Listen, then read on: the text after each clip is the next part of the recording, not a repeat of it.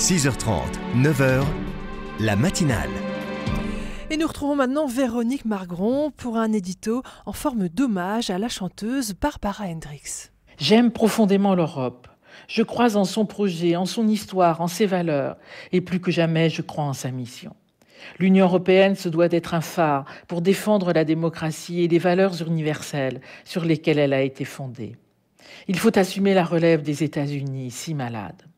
C'est à l'Europe de reprendre le flambeau de la Déclaration universelle des droits humains. Cette union qui a été fondée sur le désir de ne jamais répéter les atrocités du passé et de défendre à tout prix la paix. Je crois à l'Europe et spécialement aux femmes, car c'est l'heure des femmes. Vous n'entendez pas leur envie de s'exprimer? Vous sentez cette énergie collective qui est en train de faire boule de neige. Alors que va commencer la campagne électorale, ces propos bienfaisants ne sont pas ceux de femmes politiques. Non, ce sont ceux d'une immense dame, noire, Barbara Hendricks, petite fille d'un petit-fils d'esclave, née d'une famille pauvre de l'Arkansas, aux États-Unis. C'est elle qui dit son amour, sa passion, mais aussi son attente de l'Europe dans une très belle interview d'Annick Cogent dans Le Monde à l'occasion de ses 70 ans.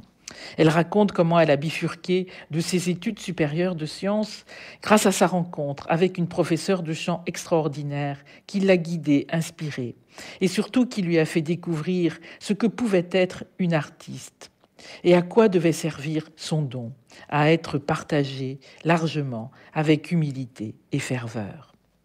Elle qui vivait dans un apartheid qui durera 100 ans, à la suite des 3 siècles d'esclavage aux États-Unis, raconte comment son éducation sensible et intelligente vont la mener à entrer dans la bataille afin d'être maîtresse de son destin, afin de ne dépendre de personne ni d'accepter un second rang. Plutôt médecin que son assistante, plutôt directeur que sa secrétaire, dit-elle. Mener la bataille, pour elle, pour soi, mais tout autant pour d'autres, puisqu'engagée depuis plus de 30 ans au service du Haut-Commissariat aux réfugiés. Et en 1998, elle fonde la fondation Barbara Hendricks pour la paix et la réconciliation, qui soutient son combat pour la prévention des conflits dans le monde et pour renforcer la paix dans les zones de conflit. Tout son art est alors mis à faire du lien et à offrir de la joie.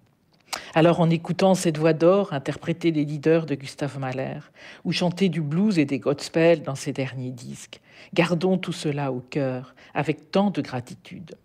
Merci beaucoup Véronique Margron. Effectivement, on ne se lasse pas d'écouter la voix de Barbara Hendricks.